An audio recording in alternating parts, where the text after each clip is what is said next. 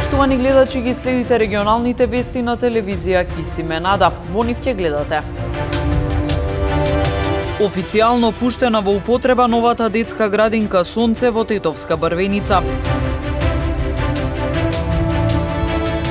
Низ каков пат поминуваат болните или суспектни на COVID-19 од почетокот на првите симптоми па се до заздравувањето. Во лоша состојба еден од најстарите фудбалски клубови во светот, Тетовски Љуботен.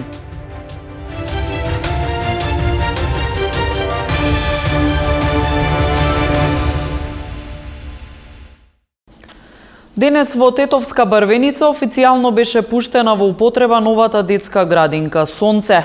Со работа ќе започне за 1 месец, а има капацитет да згрижи 65 деца. Брвеница за прв пат доби градинка во која ќе бидат згрижени децата од оваа општина. Објектот денес официјално беше пуштен во употреба, а со работа се очекува да започне следниот месец. Министерката за труд и социјална политика Јагода Шахпаска информираше дека градинката Сонце има капацитет за 65 дечиња од предучилишна возраст. Ова градинка има капацитет за 65 деца кои што ќе бидат организирани во 4 групи. Изградена е со средства од Министерството за труд и социјална политика во износ од 22 милиони денари и представува, како што кажав, прва детска градинка овде во Брвеница. Продолжуваме со политиките кои значат грижа за секое дете во државата. Ова е 4-та градинка што ја отвараме од овај мандат, после градинките во Илинден, Гостивар и Сарај, меѓутоа уште 6 градинки до крајот на годината ќе бидат отворени во нашата татковина. Важноста на предучилишното образование, на воспитувањето на најмладите, преку квалитетни, едуцирани и обучени воспитувачи, како и грижата која што ја спроведуваат негователите, представува наша заложба и во периодот понатаму. Со оглед на тоа дека во Брвеница има доселување на жители од околните места и од Тетово, оваа детска градинка беше неопходна, рече градоначалникот Енвер Пајазети. 2019 почна градежните работи и сега е во 2020 крај на календарска година успеавме да ја званично да ја отвараме, што мислам дека по нова година овде ќе можат да влезат првите дечиња. Према нашите проценки за 2 години ова градинка ќе биде премала спрема бројот на децата што имаме во нашата општина, бидејќи рековме дека ова општина е специфична. Ми имаме секоја година доселување на млади брачни парови од град во село, а немаме иселување за наше задоволство. Интересот за упис во новата градинка е голем, така што досега се пријавени 70 на деца. Нема потреба од затворање на градинките поради пандемијата на COVID-19 е ставот на министерката Шахпаска, која одговарајќи на новинарско прашање рече дека се забележува и тренд на враќање на децата. Сега не се планира затварање на градинките. Според нашиот последен неделен извештај, кога го реферирав утрово на кризниот штаб, кој што секој понеделник заседава, имаме тенденција на пат на бројот на ново заразени, како вработени, така и на деца. Од друга страна, значи ова е тренд кој што веќе 3-та седмица тече, значи имаме помалку во однос на претходната недела, а во поголем е бројот на деца кои што се враќаат во градинките. За една седмица околу 500 деца се вратиле од изолација во градинките. Значи бројот на дечиња во градинките е повеќе 10.150, ако не се лажам во моментов, а беше 9.500. Полагањето на матура нема да биде ефективно поради недоволен квалитет на онлайн наставата, сметаат средношколците. Сојузот на средношколци најавува состанок на Генералното собрание на кој ќе донесат конечна одлука во врска со матурските испити. Наместо полагање матурски испити, годинава матурантите да изработат само проектна задача. Ова е мислење на Сојузот на средношколци. Го базираат на тврдењето дека онлайн наставата не е спроведена доволно квалитетно и учениците остануваат со дупки во знаењето. Министерството за образование пак досега не го смени ставот дека државната матура ќе се полага во законски предвидениот рок, односно во јуни следната година. Прешлата година матурата не беше направена, но оваа година гледаме дека некако Министерството сака државната матура да биде направена, но ние како матуранти ни фали четвртата година, бидејќи сите знаеме дека онлайн наставата не така како што треба, бидејќи ние како држава не сме многу по тие работи да бидеме онлайн, да бидеме искрени. И ова со дигитализација на системот на учење, ние сме го барале од втората година кога работевме како Сојуз да се почне да се дигитализира формата на учењето на учениците. Представници на Сојузот досега оствариле неколку консултативни средби со Министерството за образование по прашањето за матурата. Роковите се теснат, а учениците конечниот став со кој ќе настапат пред надлежните ќе го изградат на состанок на Генералното собрание. Моментално ние како Сојуз идната недела ние имаме состанок на General Assembly каде сите амбасадори на наш како Сојуз и сите луѓе кои се активни ќе гласаат дали се за или дали се против матурата. Министерството за образование им даде рок на матурантите да ги пријават темите за проектната задача до крајот на ноември, додека пријавувањето на испитите од листата за полагање тече до крајот на декември.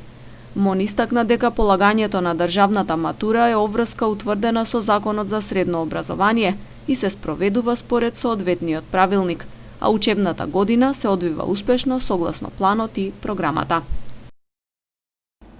Учебната 2020-2021 ќе заврши со хибридна настава, зашто се покажа дека тој модел е најуспешен, рече на денешната пресконференција министерката за образование и наука Мила Царовска.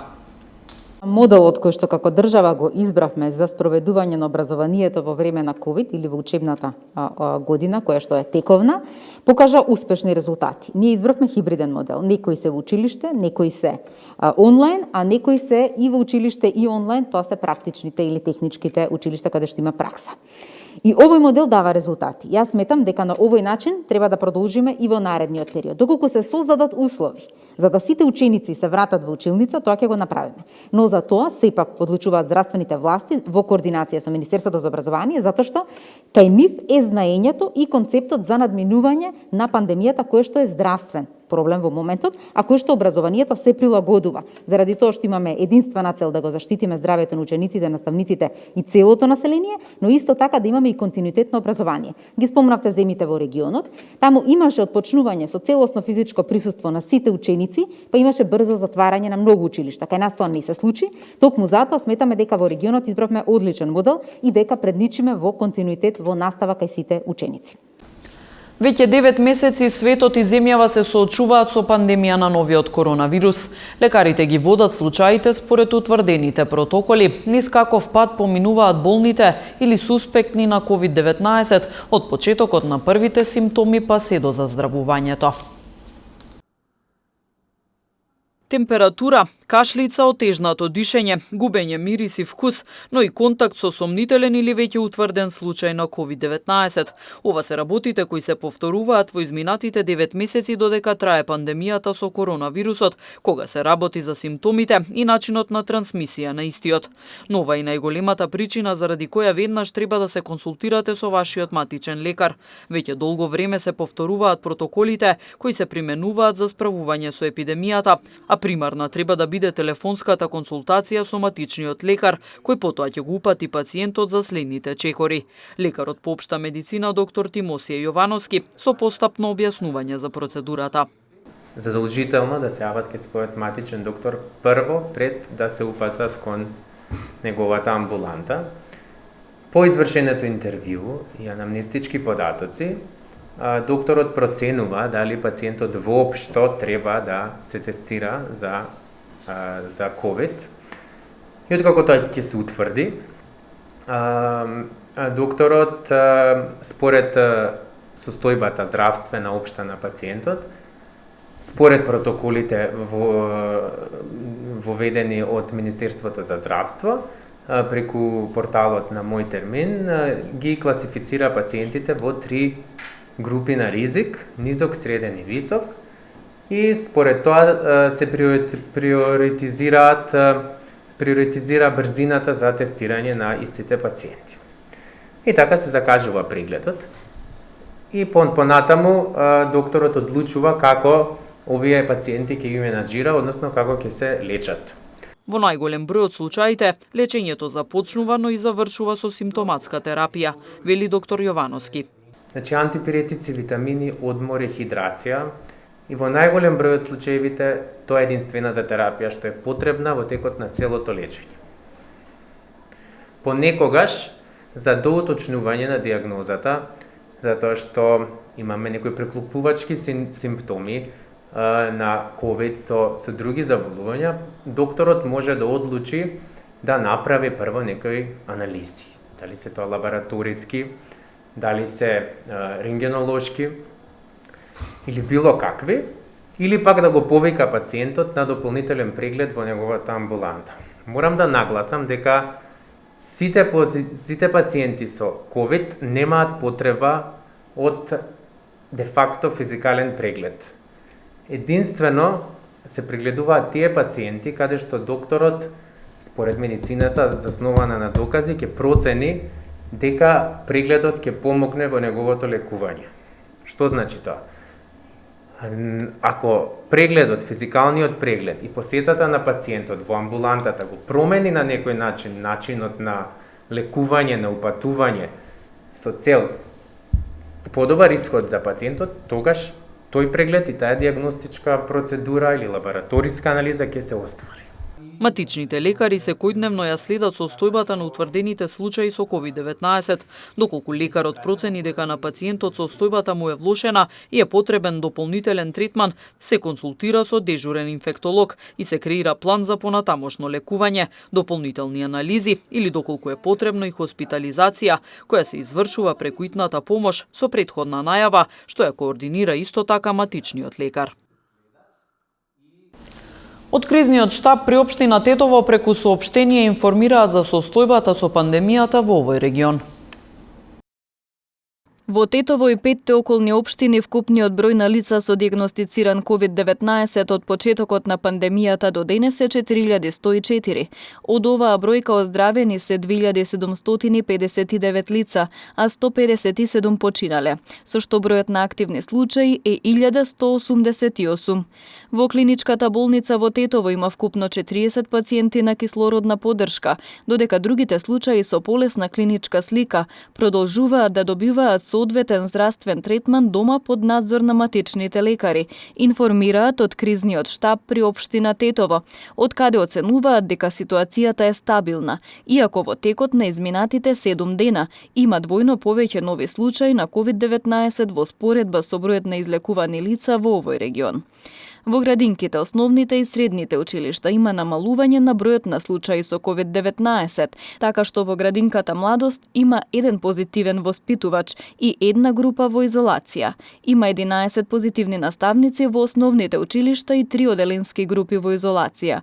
Во средните училишта има 12 позитивни наставници, додаваат од кризниот штаб. При тоа уште еднаш ги повикуваат граѓаните да ги почитуваат заштитните мерки и протоколи со цел да се регистрира намален број на нови случаи со COVID-19, што ќе овозможи до одреден степен нормализирање на секојдневниот живот со што помалку ограничувања. Еден од најстарите фудбалски клубови во светот, Тетовски Љуботен, е оставен сам на себе, без помош од властите. За тренинзите на фудбалерите мора да изнајмува туѓи терени, а единствена помош им е ваучер од Агенцијата за млади и спорт, со кој ги покриваат само трошоците за надпревари.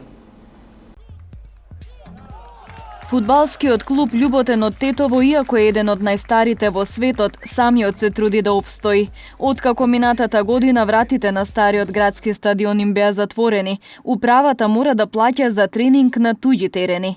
На стадионот ја користат само соблекувалната, но оттаму наместо веднаш да продолжат со тренинг, мора да патуваат до соседните села. Како единствен клубски колектив кој дочекал 100-годишна историја, сме оставени да функционираме сами на себе, а единствена помош е ваучер од Агенцијата за млади и спорт, со кој се покриваат само трошоците за надпревари, вели Дејан Савески, член на управниот одбор. Буквално ни беа затворени вратите и ни беше оневозможен тренинг на тој стадион. Од друга страна, никој не известил за тоа, ни беше понудена алтернатива, оставени сме да се сножаме сами на себе.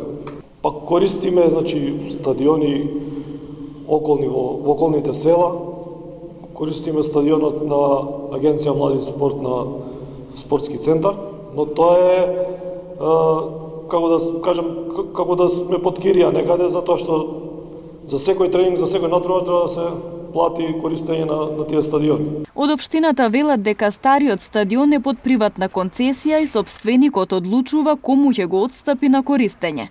Савески вели за да се зачува фудбалската традиција, надлежните да излезат во пресред со изградба на терен за нивниот клуб. Би било добро од надлежните да ни помогнат на некој начин. Знаеме, има државни земјишта, општински места на Република Македонија, каде што може да се изгради нов стадион според потребите на овој фудбалски клуб, да кажам од некој мини карактер, каде што би се зачувала оваа традиција да може да функционираме нормално како сите други клубови. Спортската историја на фудбалскиот клуб Љуботен не била нималку лесна. Клубот имал подеми, но и големи падови и финансиски кризи. Во 2019 година официјално беше признат како 22 најстар клуб во светот. Во продолжение слушнете ги деталите од полицискиот билтен на секторот за внатрешни работи Тетово. Вчера вечер околу 21 часот и 30 минути во близина на угостителски објект во Гостиварско Оздуње, полициски службеници на Оделението за внатрешни работи Гостивар привеле 23 годишник од Гостиварски Добридол. При негов преглед пронајден и одземен му е гасен пиштол Валтер калибар 9 мм. Тој е задржан во полициската станица Гостивар и по целосно документирање на случајот ќе му биде изготвен поднесок по член 80 став 1 од Законот за оружје. Вчера во 16 часот и 45 минути 59 годишник од Гостиварска Топлица пријавил дека околу 16 часот пред семејната куќа физички бил нападнат од 51 годишник од истото село. Случајот целосно е расчистен и на 51 годишникот ќе му биде изготвен соодветен поднесок. Вчера вечер во 22 часот и 30 минути 49 годишник од Тетово пријавил дека дента помеѓу 16 и 22 часот непознати сторители му го одзеле неговото товарно моторно возило со тетовски регистарски ознаки, кое било паркирано на улица 29 ноември во Тетово. Се преземаат мерки за расчистување на случајот. Вчера околу 17 часот и 30 минути на регионалниот пат Тетово Јажинце во Слатино за сега непознато возило удрило во 43 годишен пешак од Гостиварско Дебреше. Во несреќата пешакот се здобил со тешки телесни повреди од кои починал на местото. На местото на несреќата увид извршиле јавен обвинител и екипа од СВР Тетово. Се преземаат мерки за пронаоѓање на возилото и за расчистување на случајот. Вчера во 10 часот пак 38 годишник од Тетово пријавил дека на улица 180 во Тетово бил каснат од куче скитник.